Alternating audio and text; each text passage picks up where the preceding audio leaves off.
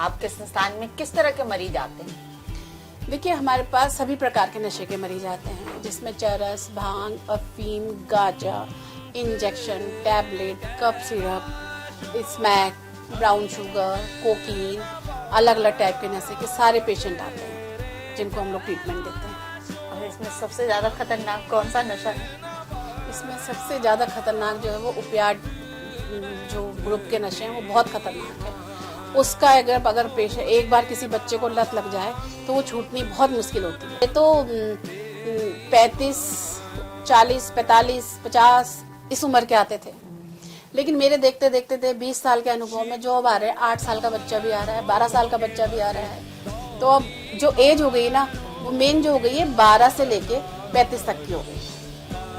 तो इस क्षेत्र में महिलाएं भी नहीं? महिलाएं बहुत ज्यादा आ रही हैं, और जो मोस्टली महिलाएं आ रही हैं वो स्मैक के नशे में ज्यादा आ रही हैं। हाँ, जो मैंने पेशेंट से सुना है, उनकी काउंसलिंग में सुना है कि पहले कश में जो नशा हमें मिलता है उसी नशे को हम वही मजा फील करने के लिए बार बार नशा करते हैं। माइंड सेटअप होना चाहिए। आप आइए, मिलिए, आपको कोई इतना फोर्स नहीं किया जा रहा है कि हम लोग ये नहीं कह रहे कि आप 6 महीने रखिए, 8 महीने रखिए, 10 में कुछ नहीं है।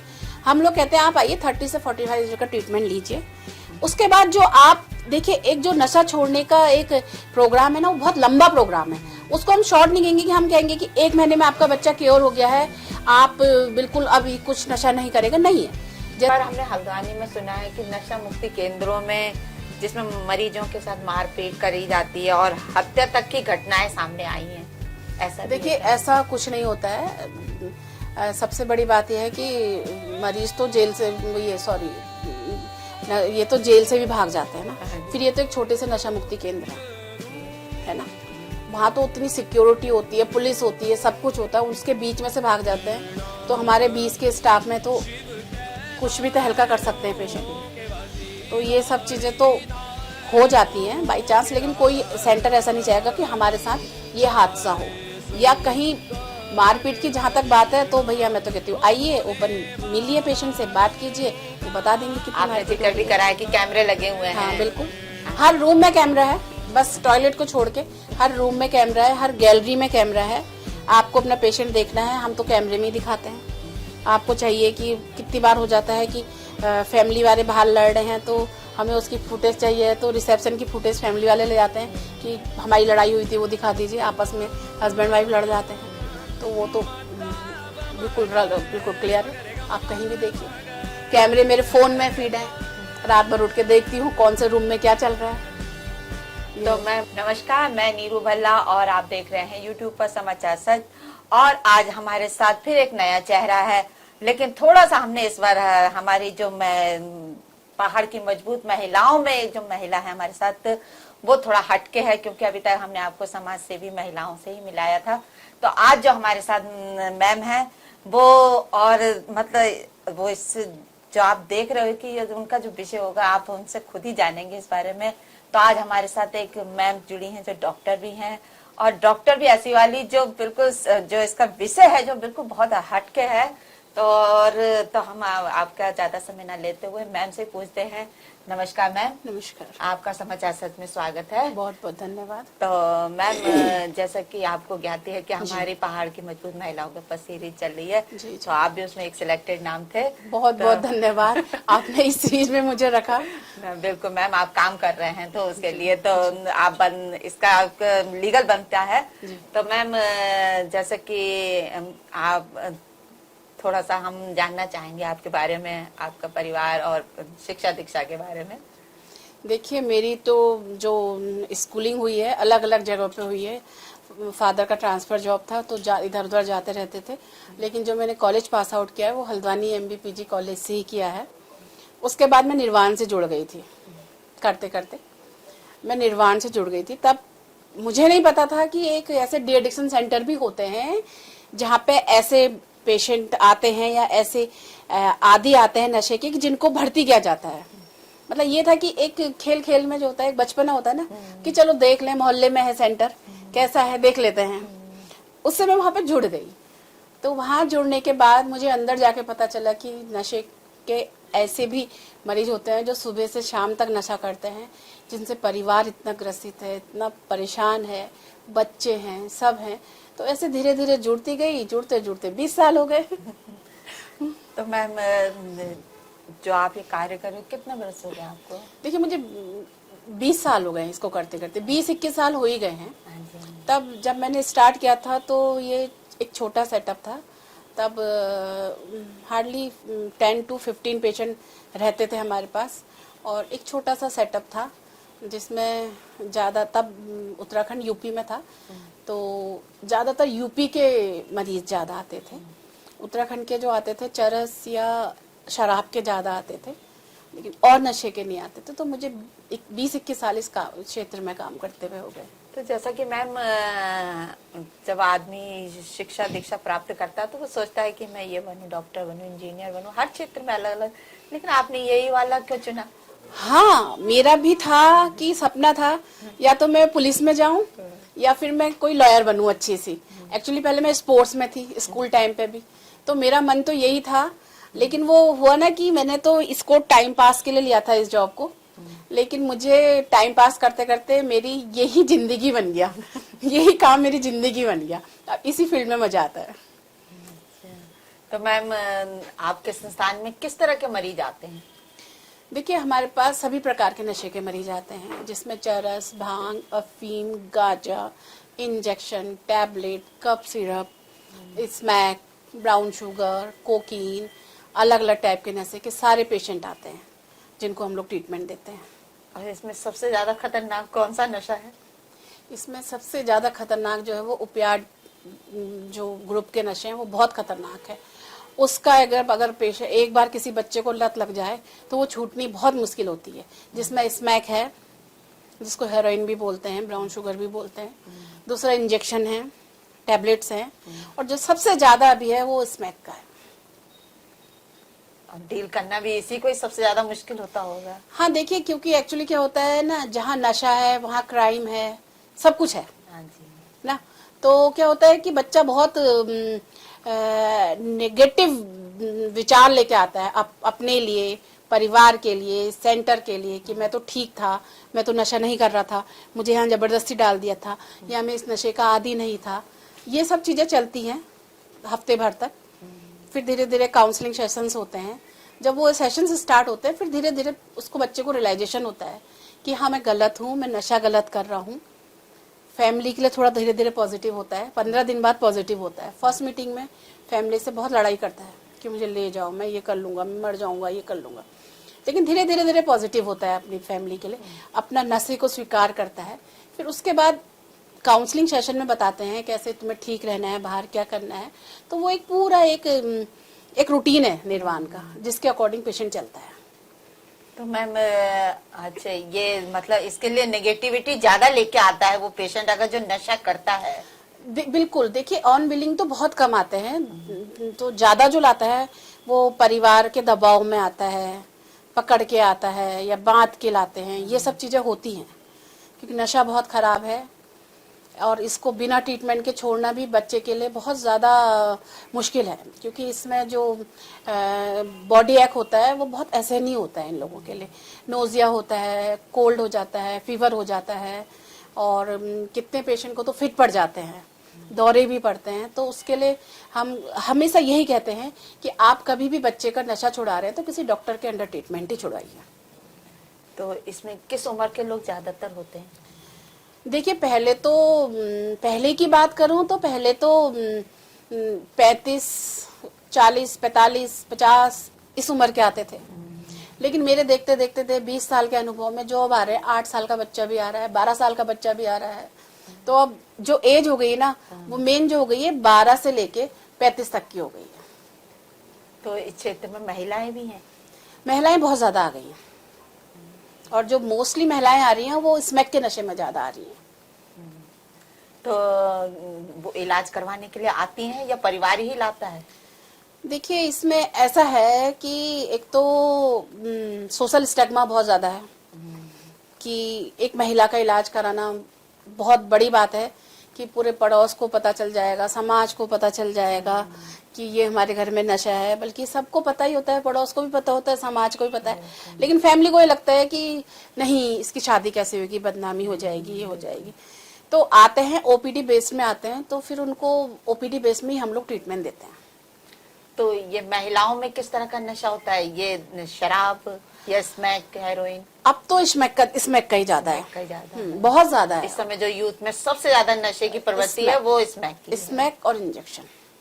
तो इसमें तो बहुत चुनौतियों का सामना करना पड़ता होगा, क्योंकि अब जैसे आप कह रहे हो कि चाइल्डहुड है और यूथ है, ये सब है, तो बहुत ज्यादा मुश्किलों का सामना करना पड़ता होगा। देखिए थोड़ा एक ये है कि जो सबसे बड़ी बात है कि हम लोग जो नाबालिग बच्चे होते हैं उनको एडमिट नहीं करते हैं, क्योंकि उनके लिए जो नॉर्म्स है गवर्नमेंट का, उनके लिए अलग से सेंटर होने चाहिए, अलग स्टाफ होना चाहिए, उनके लिए सब जितना भी फैसिलिटीज है उनके अलग से होनी चाहिए। उनको हम एडल्ट के साथ नहीं रख सकते उन बच्चों को, तो हम बिलो 18 एडमिट नहीं करते हैं, उनका ओपीडी ट्रीटमेंट देते हैं और काउंसलिंग देते हैं। बहुत बच्चे आते हैं, बहुत पेरेंट्स रिक्वेस्ट करते हैं रख लीजिए, लेकिन नहीं रख सकते, वो नॉर्म्स में नहीं है, शायद कोर्ट भी अलाउ नहीं करता है, कोर्ट के भी हैं, हमारी मिनिस्ट्री के भी नॉर्म्स हैं कि आप बिलो 18 नहीं रखेंगे बच्चा। तो वो कहाँ पर जाते हैं? वही है ना, यहाँ पे कोई बच्चों का सेंटर नहीं है अभी, तो फिर ये उनका दिक्कत है। काउंसलिंग कैसे करते हो आप? उनको ओपीडी बेस पे बुलाते हैं। अच्छा, OPD। हाँ, उनका वहीं पर ट्रीटमेंट है, साइकेट्रिस्ट बैठते हैं, Daily साइकोलॉजिस्ट आओ। बैठते हैं।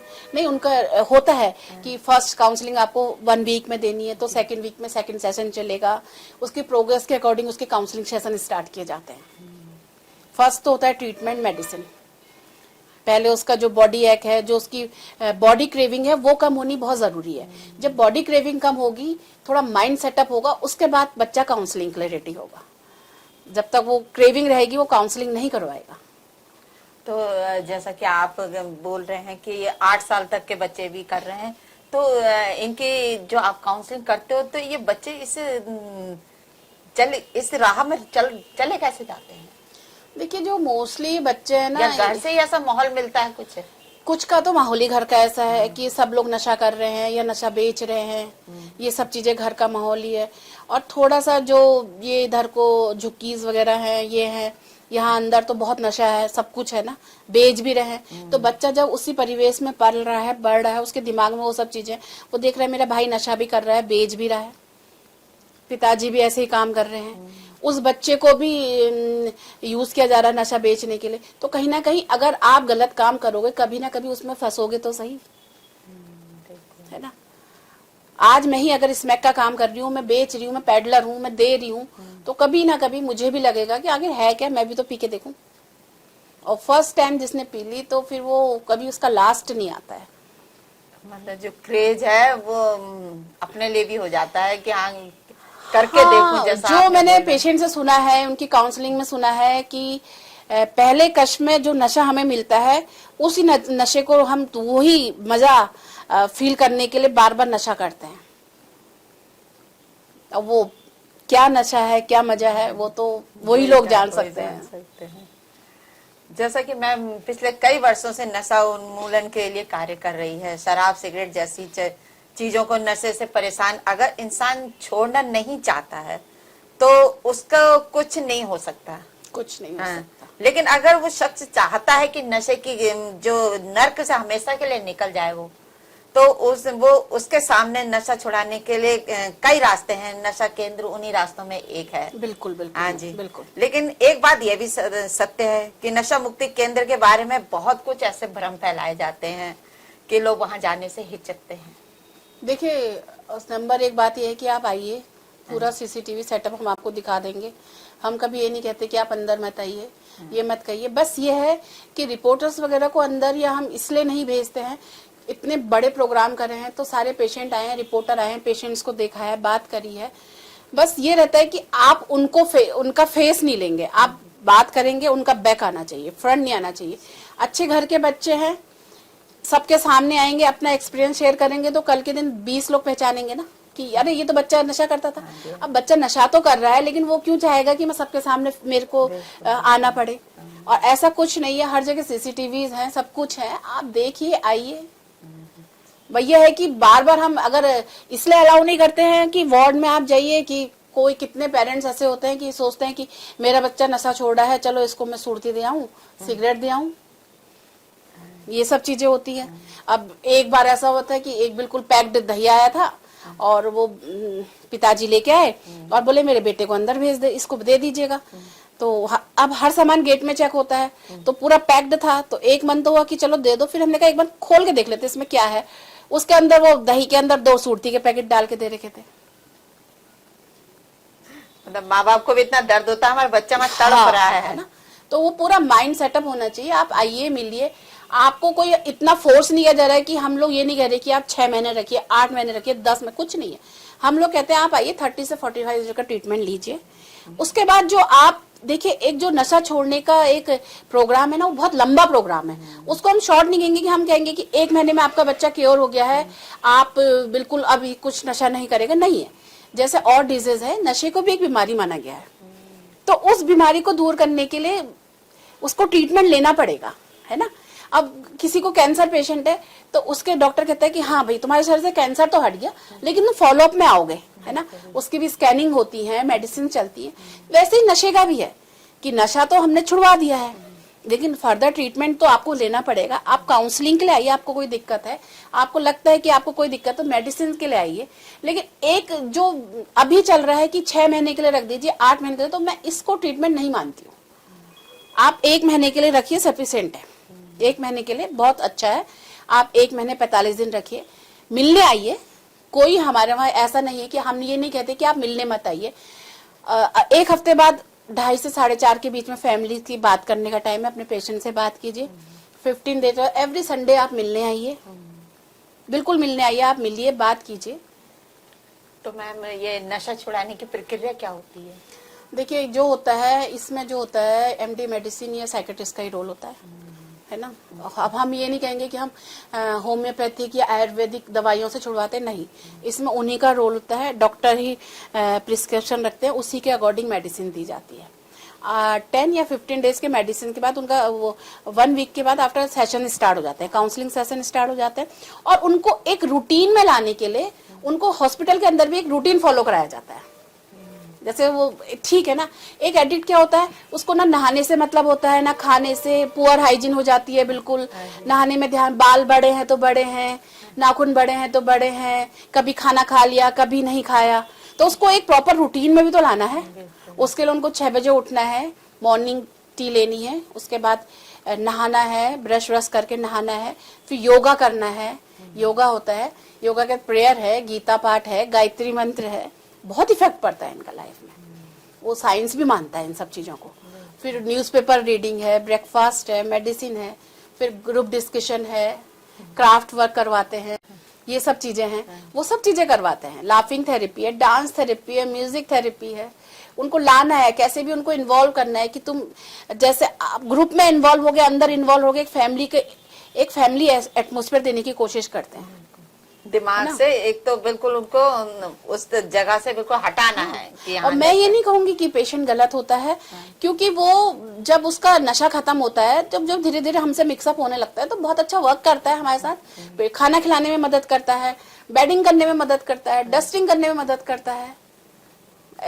4-5 पेशेंट हैं जो मेरे संग जुड़े हुए हैं, जो जुड़ गए हैं, होल लाइफ के लिए जुड़े हुए हैं, सारा काम करते हैं, बाहर जाते हैं, आते हैं, ये नहीं है। लेकिन वो है कि सब ये सोचे कि सबको हम ही रख लें, तो वो मुश्किल हो जाता है। लेकिन ट्रीटमेंट ये भी नहीं है कि 8 से 10 महीने हम डाल दें।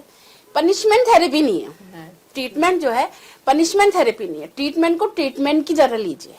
अगर हम लोग कह रहे हैं कि आप 15 दिन में संडे को मीटिंग है, तो मीटिंग में आइए, आप मिलिए पेशेंट से, है ना। इतना लंबा रखना नहीं है, उसको निकलना ही है किसी दिन। उसको समझाइए अच्छे से, तुम्हारी भलाई के लिए डाला है। पेशेंट के अंदर भी पॉजिटिव थिंग आएगी, मेरी फैमिली मिलने आ रही है, मुझसे फोन में बात कर रही है। कितनी फैमिली ऐसी होती है कि नहीं तो हम तो 1 महीने तक इसका मुंह ही नहीं देखेंगे। उस फैमिली को समझाना मुश्किल हो जाता है। बच्चे को लगता है औरों के परिवार वाला आ रहे, मेरे परिवार वाला नहीं आ रहा। तो इसमें कहना चाहिए, एक हमारे कहना चाहिए नशा मुक्ति केंद्र के साथ साथ फैमिली का भी बहुत बड़ा रोल है, पेशेंट का भी बहुत बड़ा रोल है। जब तीनों मिलेंगे तभी बच्चा सही होगा। अकेले हम नहीं कह सकते कि मैं कहूंगी कि हाँ भैया मैंने तुम्हारा बच्चा सही कर दिया, अभी नशा ही नहीं करेगा, तो गलत है ना वो तो। गेट से बाहर तो आपकी जिम्मेदारी है, गेट से अंदर तक तो मेरी जिम्मेदारी है हाँ जी। कि मैंने ठीक करके दे दिया। तो आगे का जो हम ट्रीटमेंट बता रहे हैं आप वो फॉलो तो कीजिए, और जिसने फॉलो किया वो ठीक भी रहा है, और जिसने नहीं किया है तो गड़बड़ हुए ही है। मैम ने ये तो बता दिया कि पीड़ित को किस तरह रखा जाता है और किस तरह का एटमॉस्फेयर दिया जाता है। तो मैम ये नशा करना कभी कभी शरीर के लिए भी नुकसानदेह होता है, फिर भी लोग उसे नशा करते हैं। जी जी बिल्कुल हाँ करते जी, हाँ हैं, जी। बिल्कुल। तो ये वहां पर जो पेशेंट होते हैं वो चीज को समझते हैं जब बाद में अपने होशो आवाज में आने लगते हैं? कितना समय लग जाता है उनको इस चीज में अपने मतलब नॉर्मल आने? होता है जैसे कि अब अल्कोहलिक है, उसको लीवर डिजीज हो जा रही है, LFT बहुत बढ़ा हुआ आ रहा है, लीवर फंक्शन बहुत बढ़ा हुआ आ रहा है, स्मैक वाला है, हीमोग्लोबिन बहुत कम आ रहा है, स्वेलिंग हो रही है बॉडी में, और फिट पड़ जा रहे हैं, ये सब चीजें तो उसके है ना। स्मैक आपको प्योरिटी तो कहीं भी नहीं मिल रही ना, स्मैक भी आ रही है तो उसमें भी तो सारा केमिकल है। तो ये चीजें यह है कि वो तो उस टाइम पे ट्रीटमेंट ले रहे हैं, उनको इंसाइट तो आ रही है कि अरे मैंने तो गलत कर दिया, अब तो मुझे फिट भी पड़ रहे हैं, मुझे उसका भी ट्रीटमेंट लेना है, मुझे ये भी करना है। लेकिन बाहर जाके जो इनका सर्किल होता है वो दोबारा ये होता है इनका स्मैक वालों का कि आपको जो पैडलर आपका होगा वो आपको फ्री में देगा। चलो कोई बात नहीं यार, तुमने मुझसे 10 साल पैसे दिए, आज मैं तुम्हें 1 महीने फ्री पिलाऊंगा। वो उसका बेनिफिट है ना। उसका बेनिफिट क्यों है? क्योंकि वो फिर लेगा उससे, वो तो 3 दिन एक ही दिन में एडिक्ट हो गया ना, वो तो दोबारा दूसरे दिन ही जाएगा, तो फिर उससे पैसे देगा। तो ये बहुत बड़ा एक प्रोसेस है जो ऐसे ऐसे घूम घूम के बच्चे को बर्बाद करता है। कई बार हमने हल्द्वानी में सुना है कि नशा मुक्ति केंद्रों में जिसमें मरीजों के साथ मारपीट करी जाती है और हत्या तक की घटनाएं सामने आई हैं। ऐसा देखिए ऐसा कुछ नहीं होता है। सबसे बड़ी बात यह है कि मरीज तो जेल से ये तो जेल से भी भाग जाते हैं ना। फिर ये तो एक छोटे से नशा मुक्ति केंद्र है ना। वहां तो उतनी सिक्योरिटी होती है, पुलिस होती है, सब कुछ होता है, उसके बीच में से भाग जाते हैं। तो हमारे 20 के स्टाफ में तो कुछ भी तहलका कर सकते हैं पेशेंट।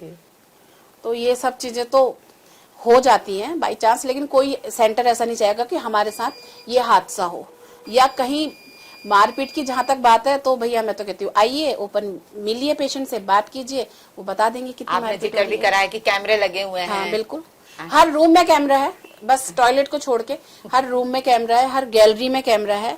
आपको अपना पेशेंट देखना है, हम तो कैमरे में ही दिखाते हैं। आपको चाहिए कि कितनी बार हो जाता है कि फैमिली वाले बाहर लड़ रहे हैं तो हमें उसकी फुटेज चाहिए, तो रिसेप्शन की फुटेज फैमिली वाले ले जाते हैं कि हमारी लड़ाई हुई थी वो दिखा दीजिए। आपस में हस्बैंड वाइफ लड़ जाते हैं, तो वो तो बिल्कुल क्लियर है, आप कहीं भी देखिए।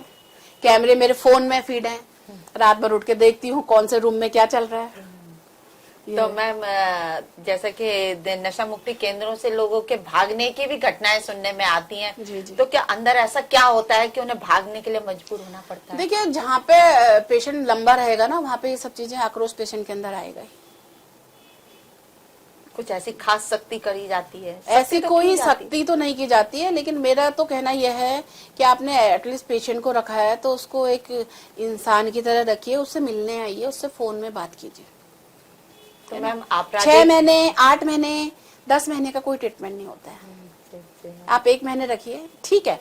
अब क्या कहते हैं, जो इसको नया उसमें दिया था, इसको एक हार्म रिडक्शन ट्रीटमेंट बोलते हैं कि पेशेंट को कम से कम हार्म हो, इसलिए उसको ट्रीटमेंट सेंटर में डाला जाए, नशा मुक्ति केंद्र में डाला जाए, जहां उसकी लाइफ सेव हो।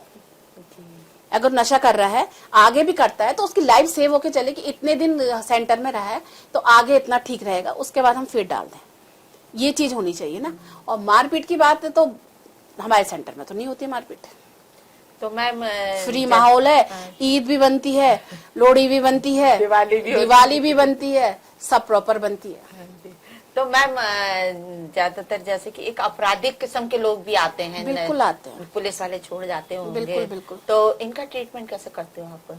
देखिए ट्रीटमेंट तो डॉक्टर साहब करते हैं, जो साइकियाट्रिस्ट बैठते हैं ट्रीटमेंट तो वही करते हैं। अब अपराधी प्रवृत्ति वाले हैं, 6 खून करके आए हैं, 8 खून करके आए हैं, होते ही हैं। लेकिन हमारे तो सभी एडिक्ट हैं और पेशेंट हैं, उनको ट्रीटमेंट हमने देना ही है, ऐसा होता ही है। एक्चुअली मैंने तो अभी बीच में एक पेशेंट आता था बहेड़ी से, मैंने उसको मना कर दिया था, आज के बाद इसको कभी भर्ती मत करना, इसलिए कि कभी वो कैमरा तोड़ देता था, कभी वो क्या करता था, वो जहाँ पे वाटर कूलर लगाया पेशेंट के पानी पीने के लिए वहां जाके यूरिन पास कर देता था, वॉशरूम में नहीं जाता था। तो लास्ट टाइम मैंने बैन कर दिया था उसको, मैंने 2 साल से नहीं लिया था। तो अभी परसों रात में उसके घर वाले रो रो के पैर पकड़ के कि अगर ये कोई भी मिस्टेक करे आप तुरंत हमें फोन कीजिए, ये कीजिए। अगर हमने उसको मारा होता, हमने पीटा होता, उसके उतने बड़े काम के लिए, तो उसके घर वाले कब नहीं लाते ना यहाँ पे, उसको फिर डाल के गए आज की अब कुछ करेगा आप तुरंत हमें फोन कर दीजिएगा, हम आएंगे। और मैंने उसकी फाइल में कट लगा दिया था, नो एडमिट करके। ऐसे 4-5 पेशेंट हैं जिनकी फाइल में मैंने कट कर दिया कि नो एडमिट। मतलब मुझे करना पड़ रहा है, जो परेशान करता है, ठीक है आप कीजिए, नो एडमिट कर दीजिए, फिर बाकी सेंटर आप होके आइए, आपको सब जगह पता चल जाएगा कि निर्वाण क्या है, बाकी सेंटर क्या है, सब पता चल जाएगा। तो मैम कहते हैं कि जैसे ये नशा करते हैं, हर तरह का नशा आपने बताया, तो आप जब काउंसलिंग करते हैं, सर भी करते हैं साथ में, तो इनका मेन कारण कभी पता चला आपकी क्यों करते हैं? क्योंकि देखिए ना आज का जीवन भाग दौड़ का, तो सभी को परेशानियां, तो सभी, लेकिन नशा कोई इसका वो तो इंस्टॉलेशन तो नहीं है ना। देखिए सबसे बड़ी बात यह है ना कि जो आजकल माता पिता ने बहुत अच्छा काम सीख रखा है, बच्चों को छोटी उम्र में ही स्मार्टफोन देना, स्कूटी देना, अच्छे खासे पैसे पॉकेट मनी दे देना।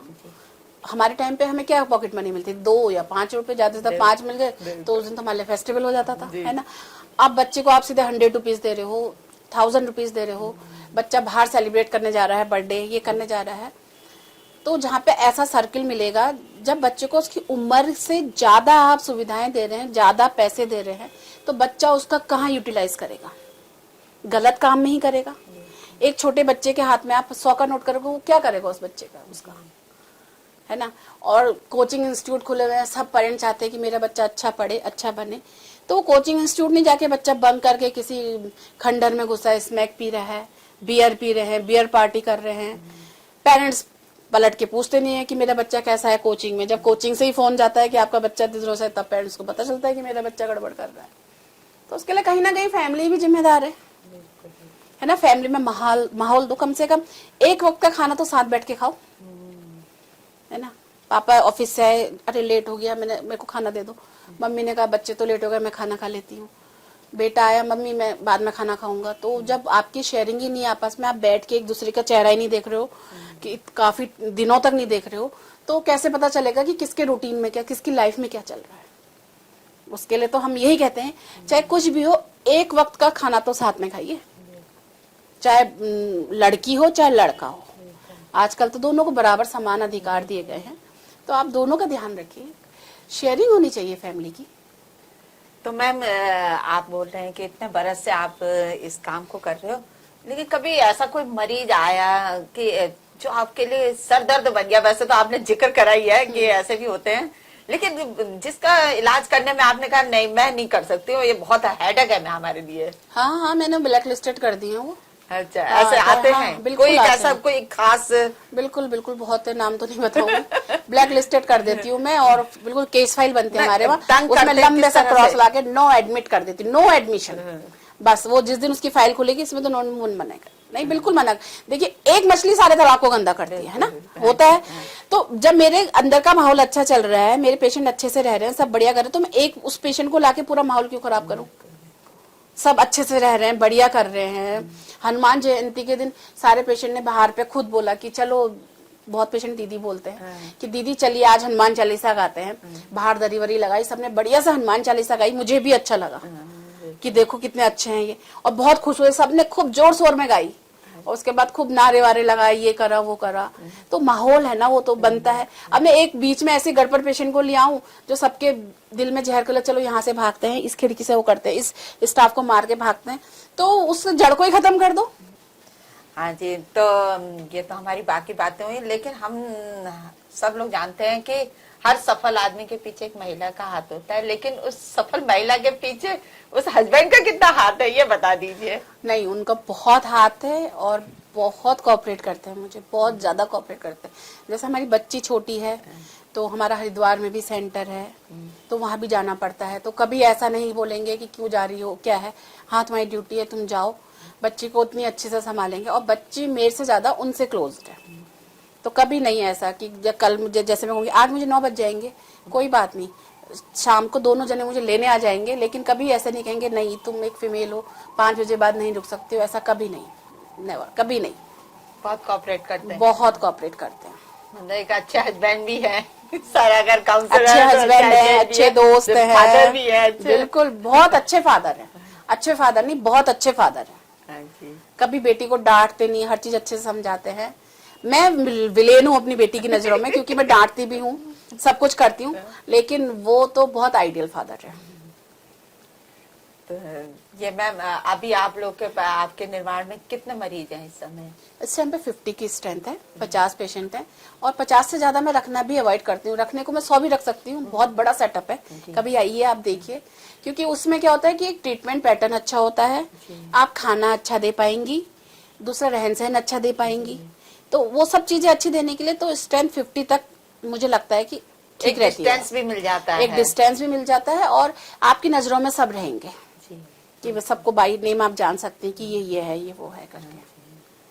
हालांकि तो अच्छा खासा इसमें आप लोग मतलब एक टीम वर्क भी होगा कि जो आपने स्टाफ जिसे बिल्कुल बिल्कुल टीम वर्क ही है भाई, नशा मुक्ति का काम ही टीम वर्क है, अकेले आप कुछ नहीं कर सकते। तो कितने लोग हैं आपके साथ? मेरा टोटल 18 का स्टाफ है, जिसमें पेशेंट भी जुड़े हुए हैं, पेशेंट भी रखे हैं मैंने। एक किचन में पेशेंट रखा है और 2 वार्ड में पेशेंट रखे हैं, 3 पेशेंट वार्ड में है, 1 पेशेंट रिसेप्शन में। मतलब जो आपने आपको जिन्होंने सुधारा भी है और आपके साथ वो फ्री ऑफ वर्क हमारे साथ रहते हैं, वहीं रहते हैं, खाना वाना खाते हैं, और उनकी जरूरतें हम पूरा करते हैं, हमारे संग जुड़े हैं।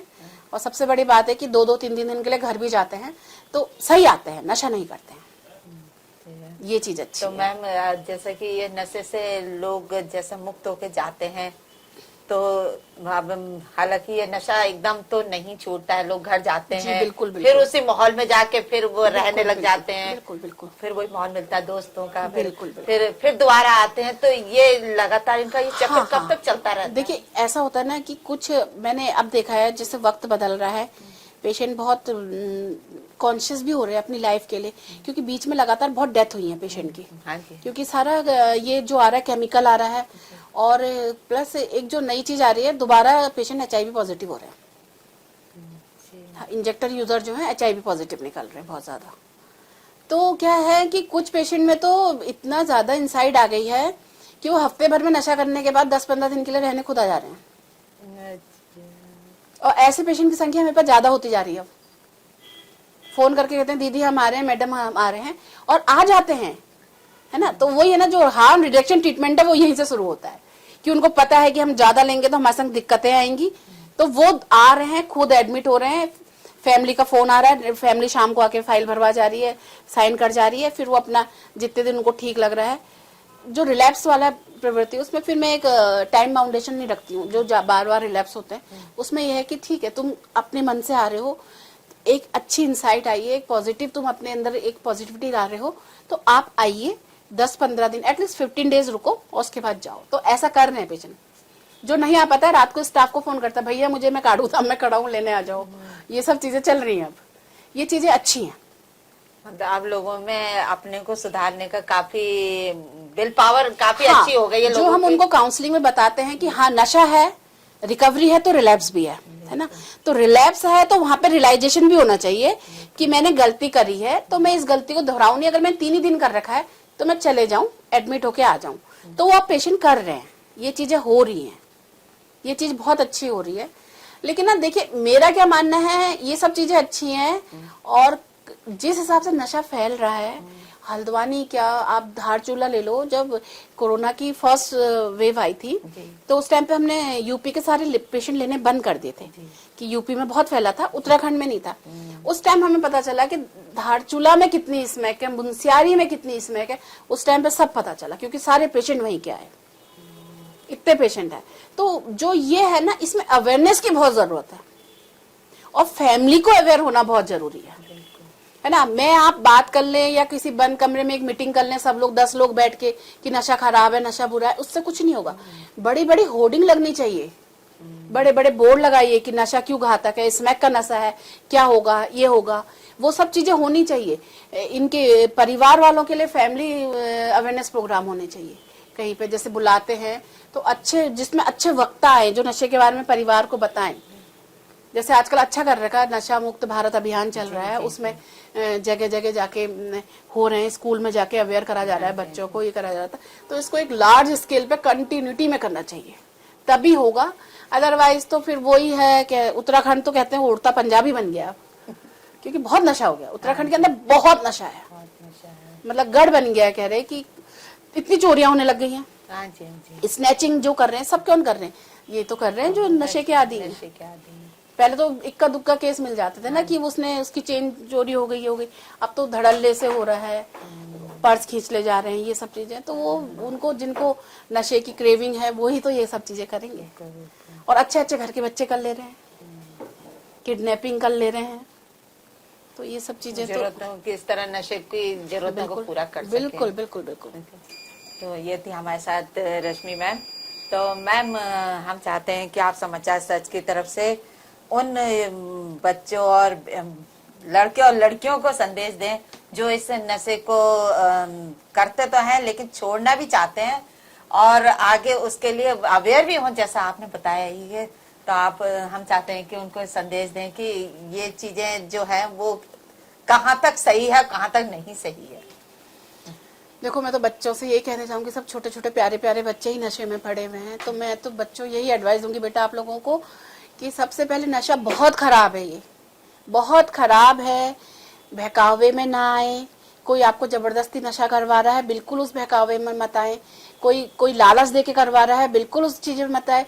अपनी पढ़ाई में कंसंट्रेट करें, फैमिली के साथ समय बिताएं, इधर उधर ज्यादा ना घूमें, क्यूरियोसिटी ना दिखाएं कि वहां पे क्या हो रहा है, मैं जाऊं देखूं कैसा नशा कर रहा है। कोई ऑफर कर रहा है, बिल्कुल उसको एक्सेप्ट मत कीजिए। योगा कीजिए, प्राणायाम कीजिए। इतने बड़े बड़े यहाँ पे आजकल badminton court, cricket academy, football academy खुली है, स्विमिंग पूल खुले, उनको ज्वाइन कीजिए। अपना टाइम अच्छी जगह स्पेंड कीजिए, अच्छी कोचिंग लीजिए, और यही तुम्हारे भविष्य को उज्जवल करेगी। नशा करोगे तो गर्त में जाओगे। नशे का कोई अंत नहीं है, बस शरीर का अंत है। मैं तो इतना ही कहना चाहूंगी बच्चों से। धन्यवाद मैम।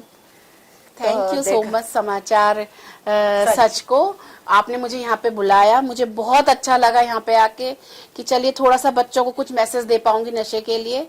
कोई जरूरत हो तो जरूर कांटेक्ट कीजिएगा बच्चों, आपकी जरूर हेल्प करूंगी मैं। धन्यवाद मैम। तो ये थी हमारे साथ रश्मि मैम, जिन्होंने आज हमें बताया। हालांकि प्रशासन ये इस चीज के लिए अब काफी आगे बढ़ चढ़कर कार्य कर रहा है। बहुत काम है। तो अगर आपको भी, अगर मैम से किसी तरह का भी कांटेक्ट करना है, हम मैम का नंबर आपको प्रोवाइड करा देंगे। तो मैम, अगर आप इसी तरह हमारे साथ पहाड़ की मजबूत महिलाओं के बारे में और नई महिलाओं के बारे में जानेंगे, तो इसी तरह हमारे साथ जुड़े रहे। और अगर आपने हमारा चैनल सब्सक्राइब नहीं किया तो सब्सक्राइब कीजिए, और अगर बेल आइकन का बटन भी नहीं दबाया तो वो भी दबाइए। और एक बार फिर नमस्कार। नमस्कार।